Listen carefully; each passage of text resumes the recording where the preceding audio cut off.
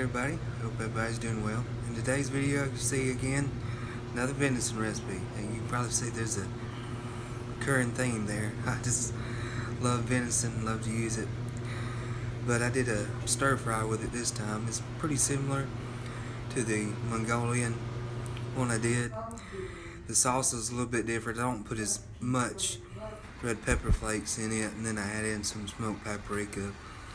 But with the venison, I just tenderize it down, lightly batter it with some flour that's been seasoned with salt and pepper, and it don't take no time to cook it.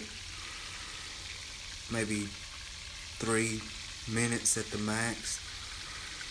Then I take it out, let it drain as I'm still cooking the sauce, and let the sauce come up to a simmer. Keep it stirred good because the sugar in it. Let it boil for maybe 3 to 5 minutes while keeping it stirred.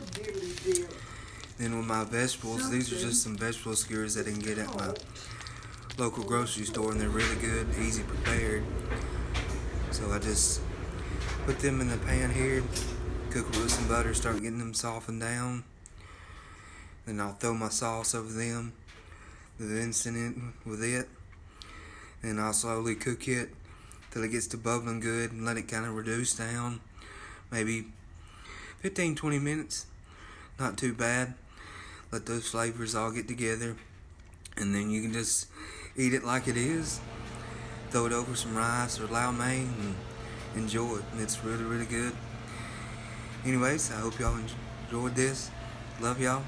I'll make sure to put everything down below so you know what's in it if you want to make it. Anyways, love y'all, and I'll catch you on the next one.